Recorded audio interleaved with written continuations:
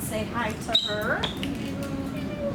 Don't drop me. 140 is 16. So typically, or on some days when we're busy, we have to use both levels of the hoist. Today we don't have to do that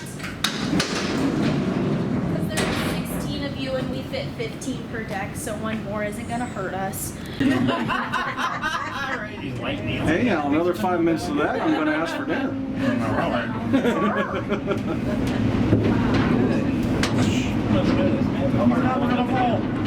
I do not. I feel like I'm flying. I don't either, and this is my job. Oh, there goes my ears.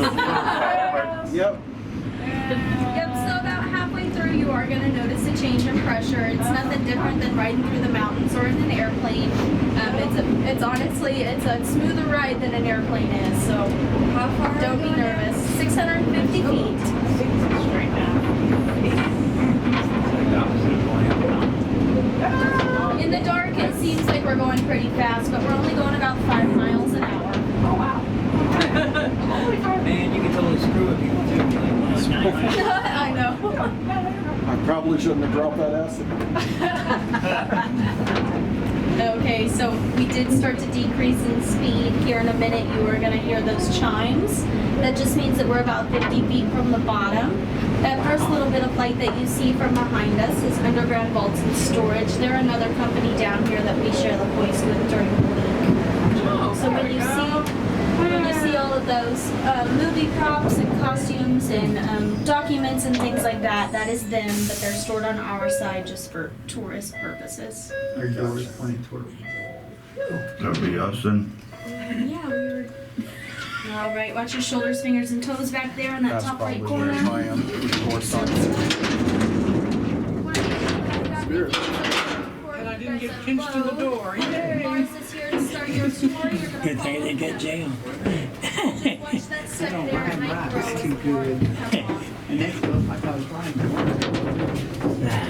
Go ahead. 6, 7, 8, 9. Wow.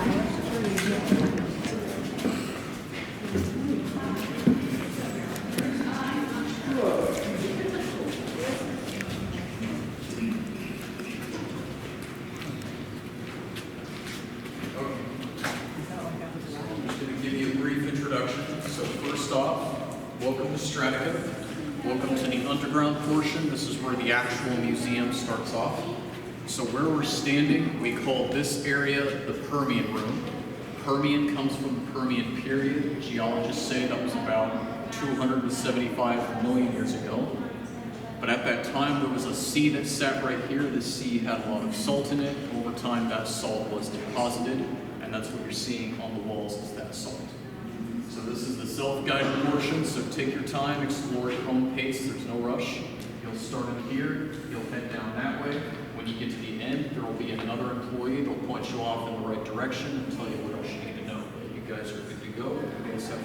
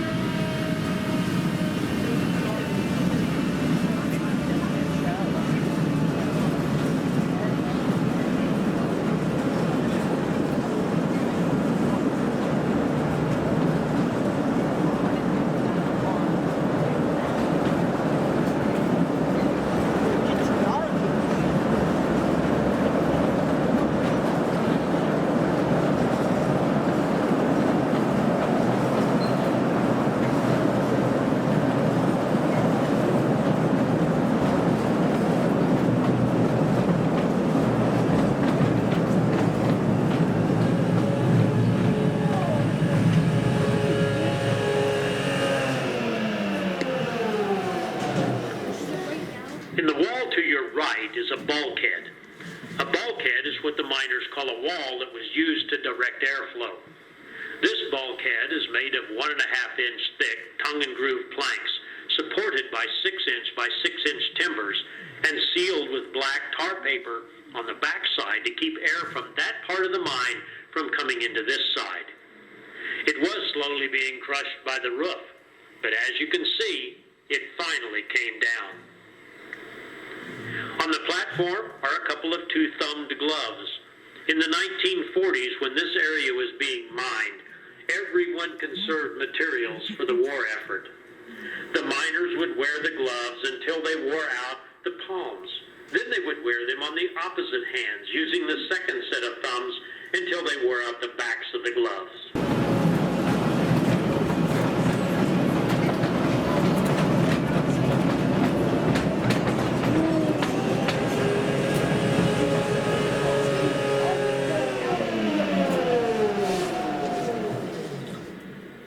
As you look to your left, you'll see a rare sight, what the miners call a roof fall. The pieces on the floor used to be the roof. But over a number of years, the salt started sagging away from the compacted mud layer above it and eventually fell. Now, even though only a few rooms ever develop a roof sag, everywhere in the mine that people will walk, drive, or ride, we monitor the roof, and sags are removed when necessary. Can you imagine how it must have sounded when this roof fell?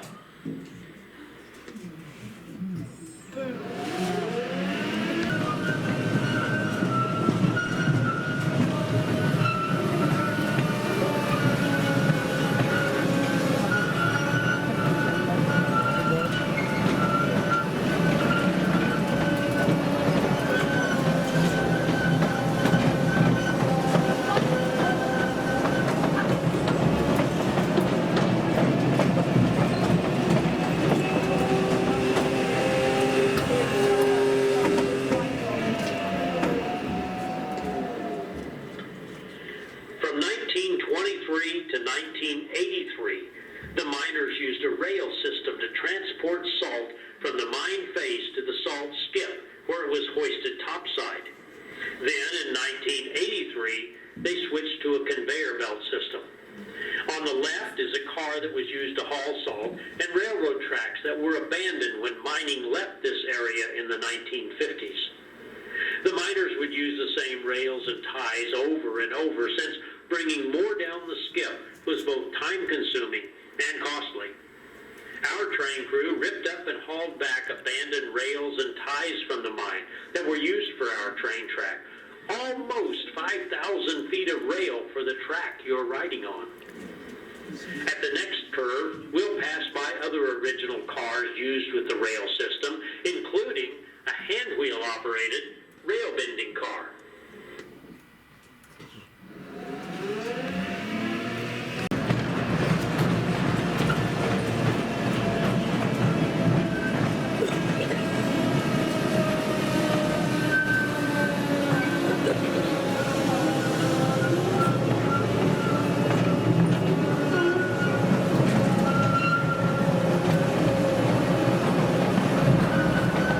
Comes down in the mine, stays in the mine. Off the train until instructed to do so.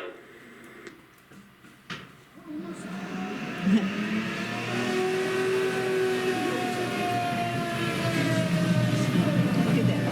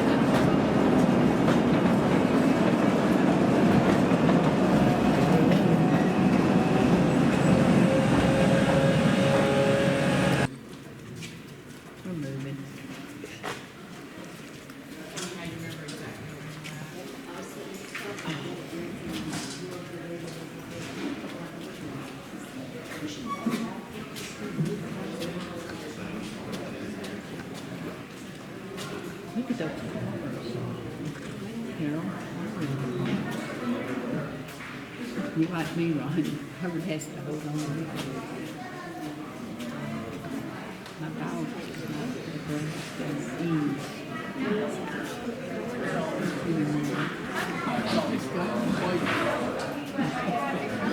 We gotta go get on that one now. Which one? That one that goes into the other. Go get on.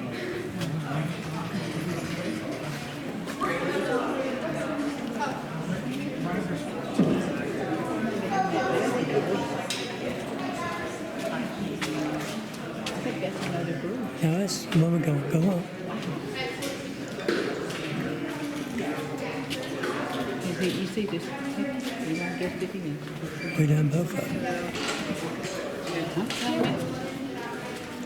I'm coming.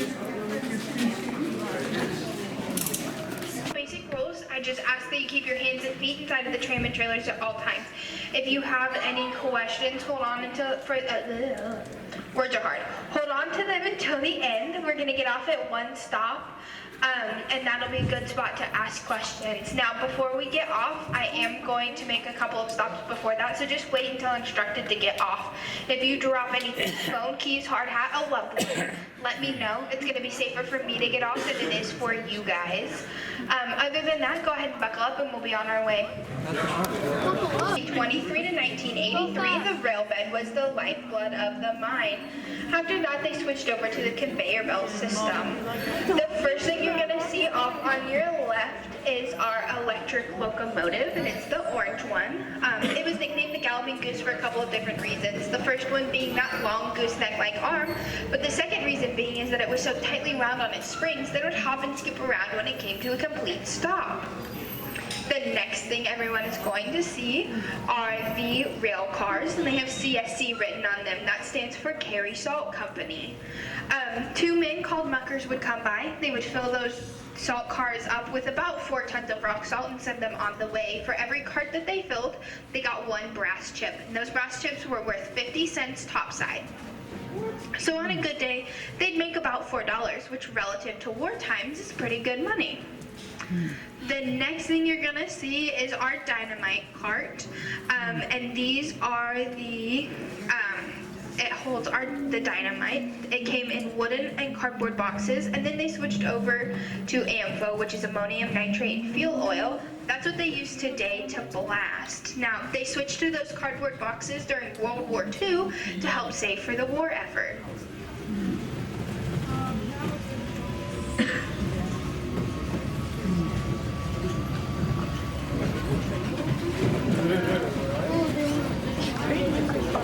As we enter the dark portion of your tour, you guys are going to notice a couple of different things. There are these big pillars and these big rooms.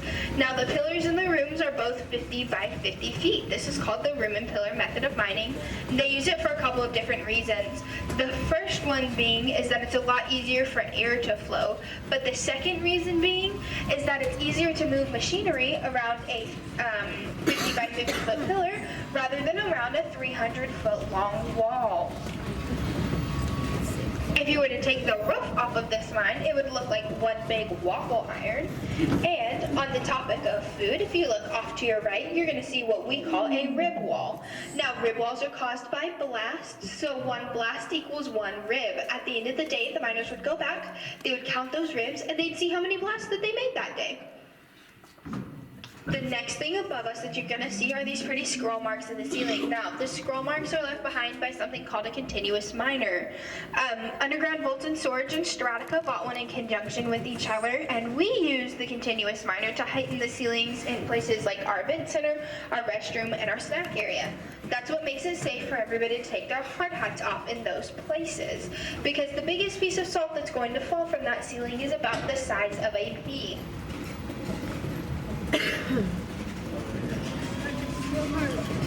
Hopefully everyone can see the East Avenue G sign street. The East Avenue G street sign, sorry I said that backwards.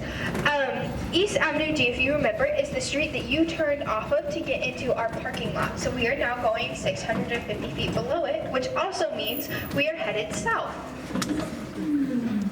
The next thing that you're gonna see is a crystal pod towards the top of that pillar on the right side. Now, crystal pods are formed by cracks in the seafloor where the water seeps through. It creates a brine. Once that brine has evaporated, it leaves behind that crystal pod. You'll notice a lot of coloration underneath it, the darker color and then the red. The dark brown is from mud and silt, things like that, but that red color comes from iron or potassium.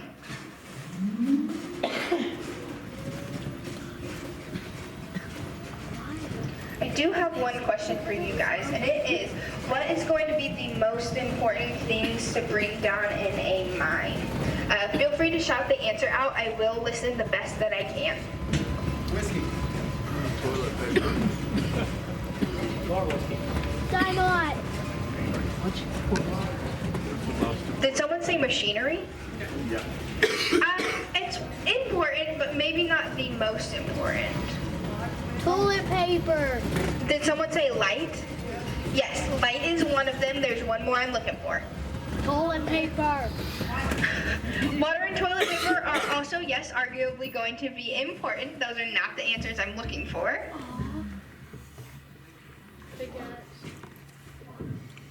Hard hat is important. Water is important. A pickaxe is important. Still not the right answer.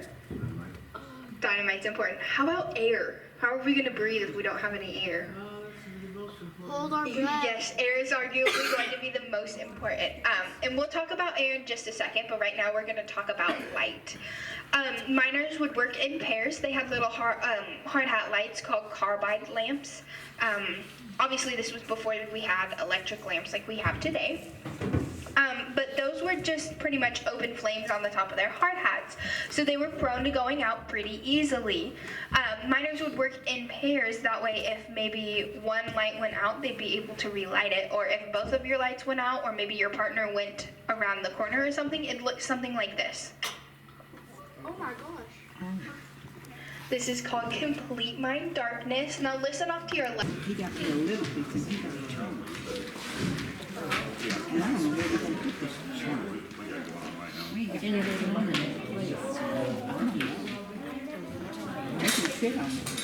Alrighty guys, we do have just a couple more minutes before those lights shut off. So, other than that, just please make sure, on all the other tours, they told you guys to shut up and listen. Not on this tour.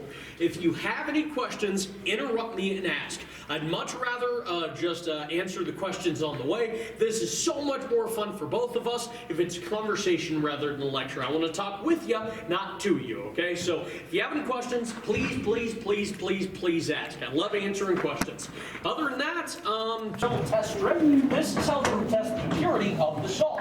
Drill into the top of the wall, catching the dust that comes out. Little sack, mark that with the elevation. Then do that over and over and over again, all the way down to the bottom. Eventually, you take that salt dust out and test it for the purity. Now, at this point, they discovered that there is a large vein of calcium in the bottom of the walls. So, if you look at the bottom, you see how it's white like salt, but it's not really shiny. It's kind of matte colored. That's because it's calcium, not salt. Now, this also shows us that color does not necessarily indicate purity. Even though it's white, it's not good salt. So their solution at the time was to raise the floor above the calcium layer. Well, if we're raising the floor, then we probably ought to raise the roof too, right? Oops, that's why the roof fell. So that's why it fell all those times ago. Next thing is that wall over to your left shouldn't exist. Every mind map we have says they mined it, but they never did. Yep. Never did. They weren't union workers, by the way. Don't know if that matters. Yeah. Okay, well here's the thing. I was given this tour about a week ago, and there was a really old guy way at the very back of the tram. And I said, you know, they weren't union workers, by the way, and he screamed at me, "Shut your mouth!" So I'm like, okay. We're not going to talk about unions anymore. My bad. Sorry, didn't mean to make fun of you, sir. Okay, now next thing. Over to your right, we have come upon the magazine room. Now, this is the largest magazine they ever built from the skip down here. Lots and lots of dynamite crates. And this is the furthest they ever got. From this point on, they actually went back and moved to another section of the mine. Now, the dynamite crates are obviously really cool, but the main thing I want to look at here is actually the det cord on the ground there. Now, the det cord is basically the fuse that sets the dynamite off. Now, whenever you think a blast goes off, you think it goes off all at once. That's not true. true. When a blast goes off, it starts in the very bottom in the middle and goes in layers out from there. That brings the salt down instead of out towards people and makes it a bit more efficient that way. Now, it's really interesting because here we actually see electric blasting wire, which means they were using electric blasting. However, 2 rooms back, there was a big old pile of fuse, which means between here and that room back there, they switched between electric blasting to fuse and cap blasting. Now, electric blasting is much more dangerous than fuse and cap blasting, so I'm pretty happy they made the switch to actual burning fuses, and it's safer for a couple of reasons to have burning fuses. First off, with electrical blasting, if you're the powder man and you touch the detonator box with a spark of static electricity and everything's hooked up, the whole wall goes boom, unintentionally, which is not great. And also, there's no warning. You turn the switch and the whole thing goes bang. With fuse and cap blasting, you pull the fuse and you have about 10 minutes to get to safety away from the mine face. And also, frankly, you can see the fuse burning. So if you're sitting in a mine face and you see a burning fuse, well, it might be time to go somewhere else. So it's a bit safer that way, better for the miners. And that is what they currently still use to this day. Yeah, what's with this spin? Is there wood in the ceiling? What? What's that? Oh, right back there? That wood hanging out of the roof? That is a piece of wood they actually stuck up in a hole from a blast, and there's telephone wire on it. So they were hanging telephone wire from it. Yep. Question. Yes. All these boxes and things like this is how it is left, correct? Absolutely. Who went through every box to make sure there's not sticks of dynamite in there? Well, we've gotten through as many as we could, and we have not found a single one in the crates. And the miners wouldn't dare leave any because dynamite was really expensive. So if they left any behind, they would actually get a deduction in their pay. So yeah, they wouldn't leave it. Okay, we're coming up on a rail bed here. Now, this rail just runs into a dead-end room, oddly. Why does it do that? Well, this is probably where they park the man trip car. The man trip car is the car that carries people out to the mine face to work.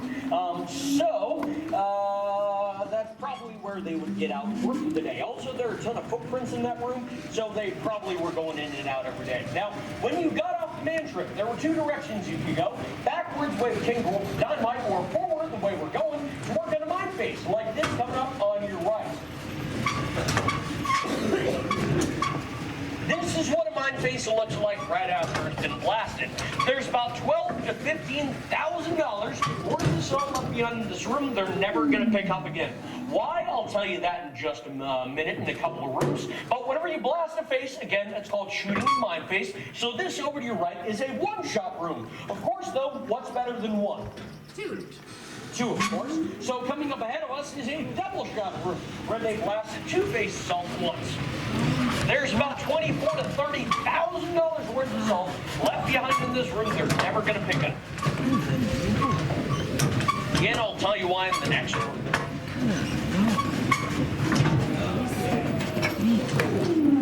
Now, this is officially the halfway point of the tour, so I have to, now you'll stop moving eventually. It's fine. You have nowhere to go. This is the halfway point, so I have to call in topside, let them know where we are before I keep going. So anyone want pizza or margaritas? Margaritas. No? Carry out Chinese? No? Okay. Salt Friday topside. Salt Friday topside. They're going to make fun of me for stuttering. That's because of you. Thank you.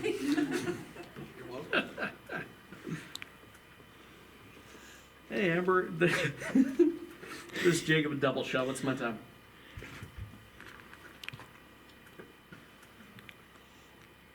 You got it. Thank you. Okay, now, like I said, this room over to your right is really cool because it's a double shot room where they blast with 2 faces. Now, the first mine face is the active mine face. We can see it goes from that corner right there to that corner right there. 50 feet wide, that is the way they're traveling. However, we can also see the crosscut in this room. Stuff that goes in between the mine faces goes from that corner right there to that corner right there. 50 feet wide, and that would have connected to the next mine face over, but they never did finish. Last cool thing I'll point out in this room before I keep going, that's a really big rock. It's a really big rock. It used to be on that wall. It flew this far. I'm sorry. How are you not jumping up and down like chimpanzees right now? I told you it flew that far. Done. Really? Oh my gosh. Okay. You guys not freaking out about this crazy fact right now is like, remember 2 years ago the government said aliens existed? And then everyone just forgot? What? Aliens that flew? That's crazy. It's an immense amount of power that throws these rocks. And it will throw softball-sized chunks of salt a couple hundred yards. It's pretty powerful. Now, we're actually going to go into the next face over and talk a little bit more about blasting there. So, hang on as I crawl back on.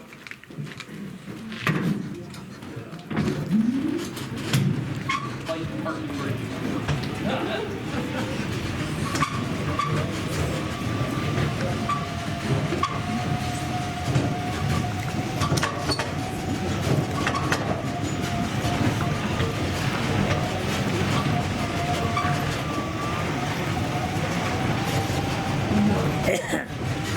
Okay, now this is where we're going to do really cool for a couple of reasons. First off, we can see where the Costco flooding comes through the wall, and also this face was actually prepared for blasting, but they never did finish.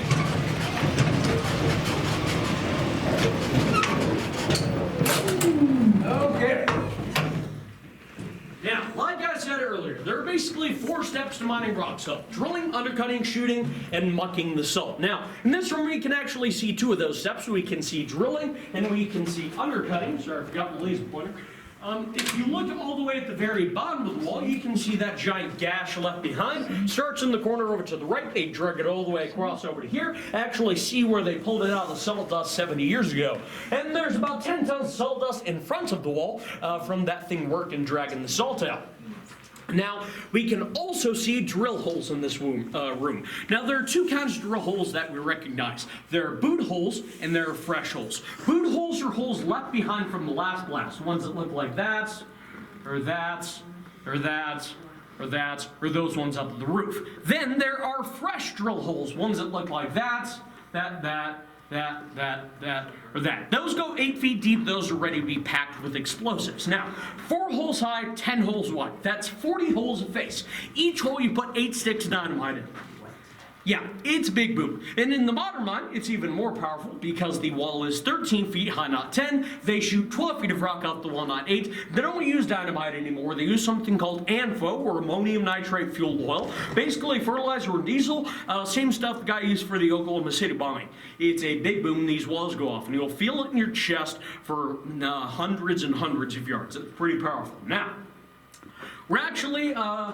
this is a lot of work to prepare a face like this. And also, all the stuff in the double shot room, that's a lot of salt to just leave behind. So why didn't they take the salt? Well, believe it or not, right now we are actually sitting under a road and a property line. Property line means a new person you have to negotiate the mineral rights with. We already own that salt, but we didn't own that stuff. And the guy topside wasn't very happy with the deal we were cutting him, so he said, no, I'm not going to sell you my mineral rights. Okay, that's fine. The great thing about being a 99-year-old salt mine is you can wait for people to go away. So we did, and his son was much happier to sell the mineral rights to us. In fact, we do own that salt now. This is the closest we will ever get to the active mine face. They're through the rock due east, which is that direction, about a mile away at this point. Believe it or not, when this tour first opened, they were only a couple of hundred yards away. We could actually hear them through the walls. But since then, they moved so far, we can't hear them anymore, which is too darn bad. Now, we already own that salt now. We own it now. So why not come back and shoot that face now, or come back and get all the muck piles and all the stuff left behind? That's good for road salt now. So why not come back and get it? Well, the museum ripped up all the rails. Oops, my bad. So there's no way to get trains out here. And also, if you brought your modern equipment out here, you would destroy all of our exhibits. Please don't do that. That's not very nice. So they're going to leave it behind for us all these years later, which is pretty darn cool. Now, a fun fact about the trains, though, all of the trains that they used are currently in the museum, to our knowledge. And they just kind of parked them off in the dark and left them in 1983. They never stripped them for parts. That means if we put new batteries in them, they'd probably work just fine. Anyway, okay, so, next thing. I've already talked about 2 separate ways that we can count how many shots or blasts have happened in a room. Do you guys remember either of those? Yeah. Ribs, that's one of them. What's the other one? The undercuts. The curves on the floor, exactly. Third way I've not talked about are boot holes in the roof. If you look back at the mine face, you'll see there's big old row of holes at the very top of the mine face there. Well, every 8 feet there's the last. Go back 8 feet, there's the last row. Back 8 feet, there's the last row. Back 8 feet, there's the last row. All the way down to the other side of the mine. So that's another way we can count how many shots have happened in a room.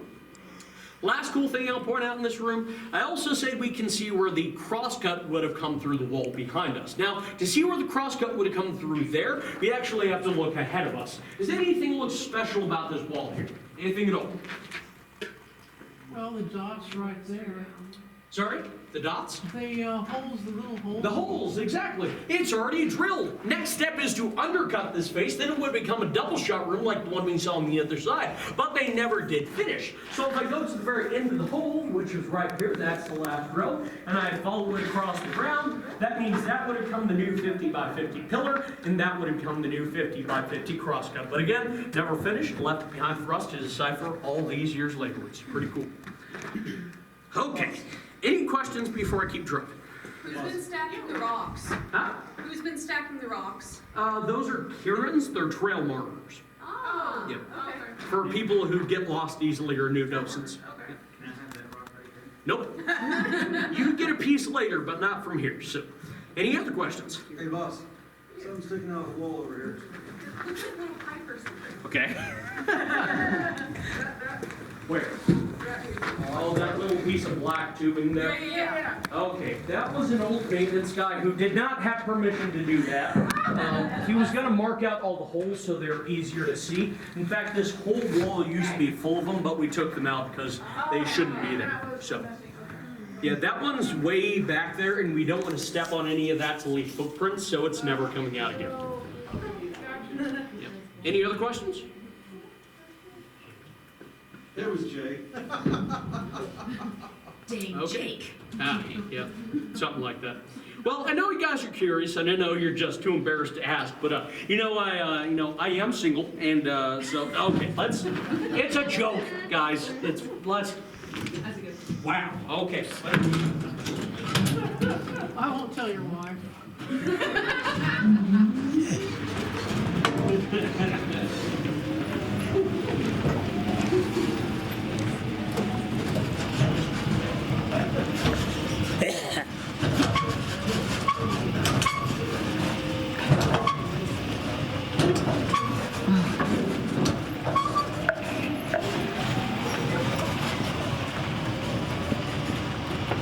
Okay, here we go. Now, next thing I want you guys to look at, I actually want you to look at the back of the roof. So the back line or the roof line. So this is some of the nicest and neatest roof we have in the whole mine.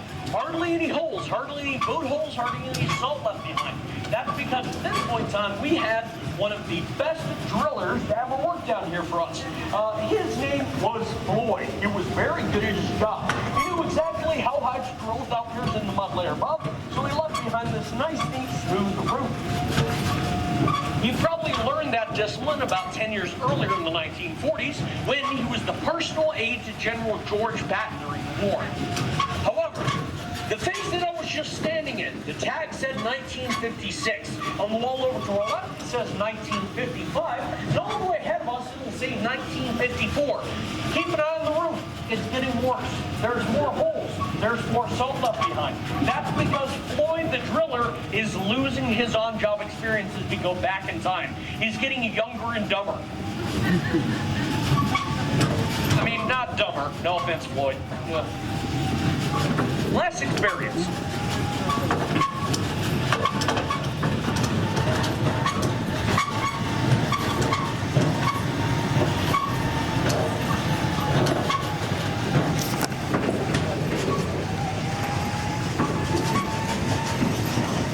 Okay, now, next thing. When you're done mining in an area, you never have to go back there again, so take out everything you can use use again in other parts of the mine, right?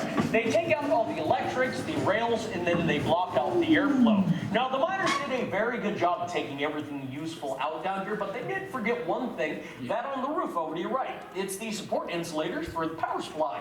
2 glass domes held the 220 power supply that ran the lights. 3 glass domes held the 440 power supply that ran the train and the big equipment. That is the only one left that is intact and on the roof. All the others have flaked off and are gone, so it's pretty cool to see that one left behind up there. Now, believe it or not, National Geographic has actually been down here. They took a large series of photographs, and their cover photo is about to come up on the pillar over to your left. It's this beautiful, beautiful crystal pod left behind.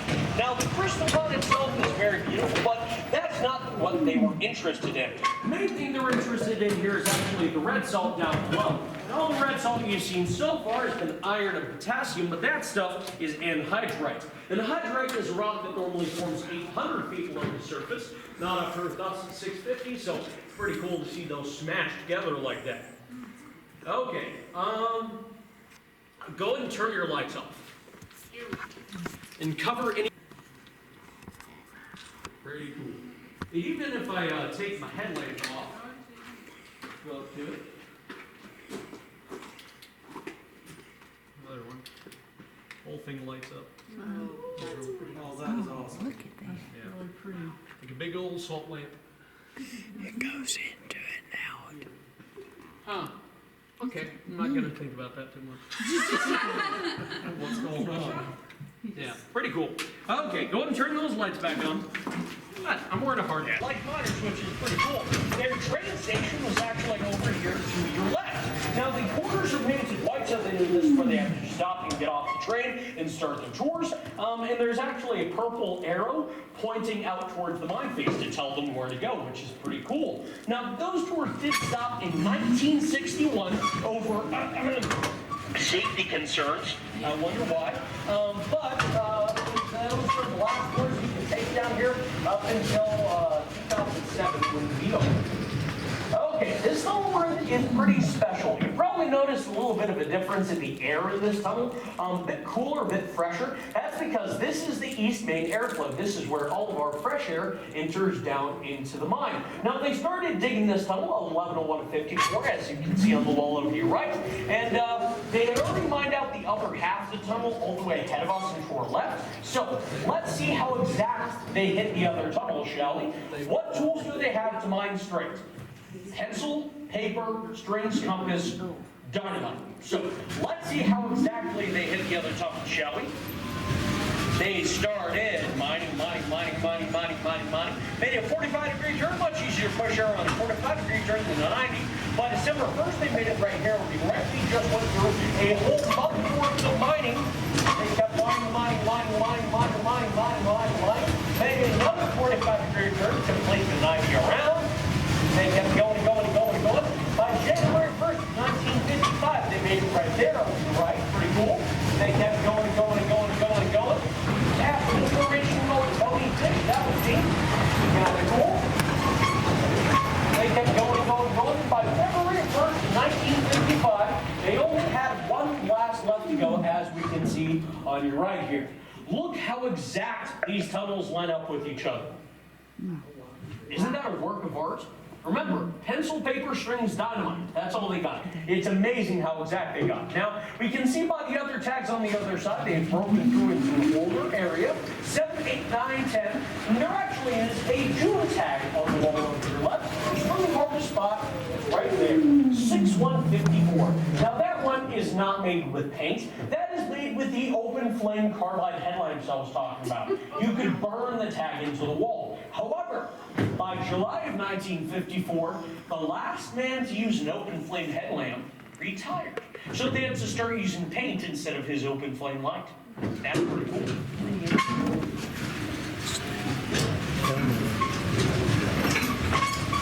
Okay, now you can see much better example of the carbide tag on the wall over you right there, not directly in the airflow, so much better preserved. But as we turn, we are going into the exhaust side of East Main. Again, place hands above your head, fast behind you, so it does not tear. Thank you. Whee! There we go.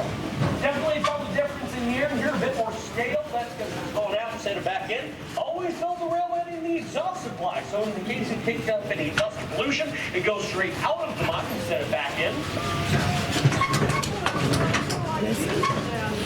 Sorry? Why does it smell sort of like diesel all over the mine? Not all over the mine, but in some places. We do have a bobcat that runs down here for the museum, and they leave behind some diesel stuff. Okay, now we have come upon our salt pile. This would be the little place to get off and grab yourself a piece of your salt. Couple of rules. Do not get off when somebody says so, please. Do not climb in the salt. Do not lick the salt. Do not throw the salt right at me. Now, on the dark ride, the size of salt that you could get was the size of your fist or palm. However, out here in the dark ride, if you're able to hold it comfortably with you, with one hand, you can get however big you want. So go and exit carefully off to your right. Go and grab yourself a piece. Go for it. You gotta get around. I know.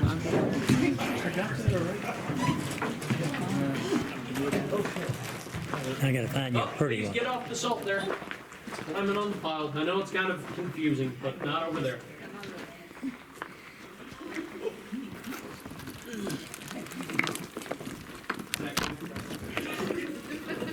Look at this one. Please I tell bet me, you're has drunk. anyone ever died from mine? Well, I'm not gonna lie to you, we've been down here for 99 years. Something is bound to have happened. Although, in those 99 years of operation, we have gained a reputation of being the safest mine in the United States and quite possibly the safest mine in the world. In 99 years of operation, we've only had 2 work-related deaths. Only 2. Now, both of those did happen in the 1950s when they were mining in this area. First one was a guy named Bill Tilting. He was a blasting supervisor. He walked around the corner into room number 3 and said, go and shoot number 2, and a rock ricocheted off the wall and came back out of the head and killed him. Second guy was a guy named Fred Swinton. He was a train operator. He was going out at the end of the day to get one last load of salt. And unfortunately, he did not call topside to see if there were other trains on the tracks. Unfortunately, there was one coming in. He met it at a blind corner down by the shaft. He was able to get his body out of the way, but his legs got caught in between the 2 locomotives, and he died about 30 minutes later in the hospital. Okay, next thing. You're currently driving through a loading station on your right here. Left, excuse me. There's the loading ramp here. They drive the shuttle car up on the loading ramp. They would start dumping the salt into a hopper and conveyor belt that sat right in front. That would start dumping the salt into the ore cars on the waiting track. The whole system was controlled by the control platform that sat right here in the middle. There's about 100 feet of passing track, so if you're loading cars, you can still get by with empty ones. And over to your right, that is a maintenance shop, or what is left of one.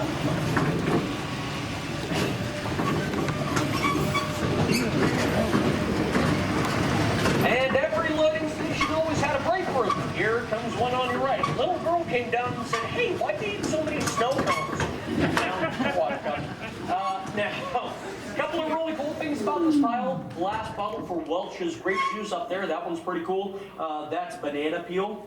Yep. Light bulb perched up there. And that, in the wax paper, is a sandwich from the 1950s.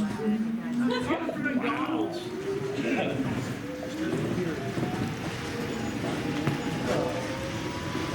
Hand-operated grease pump on your right.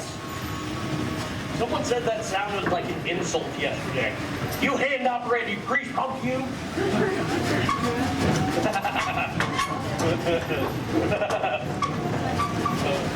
I'm gonna use that now. That was okay.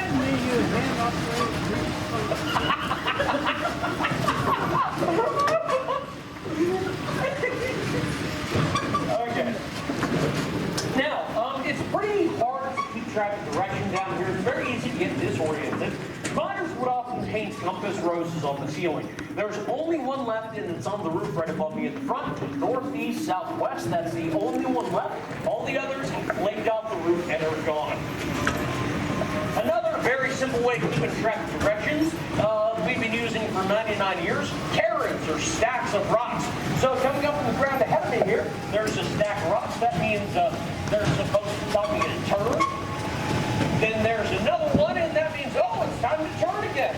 Now, personally, I do not use these anymore. If anything, I find them really annoying. And if anything, at least once a week, I destroy one by driving over it in a tram without knowing. So, they're kind of annoying to names like the back of my hand. However, when you're a new miner or even docent or rough, they're pretty darn useful. And miners back in the day, there was one in particular who was apparently pretty directionally challenged. So, on his lunch break, he went out to help himself and pasted some arrows on the rocks to tell him where to go. Unfortunately, the other miners learned of his plan and came out on their lunch break and switched up all the rocks on him. Apparently, he was driving in circles for hours before the foreman got him. Okay, now what is the scariest single word you can hear as a miner? Rope is 2 words. Run? Nope. Flash? No. Fire. Fire. Of all the things that kill miners, fire kills most of them. Now, we've been incredibly lucky down here to have only 2 major fires in our history, one of which happened on the pillar over to your left where that piece of charred wood is. There was an oil-based transformer across the sea full of floor heat, and my words, look over to your left, coming up, largest floor heat in the mine.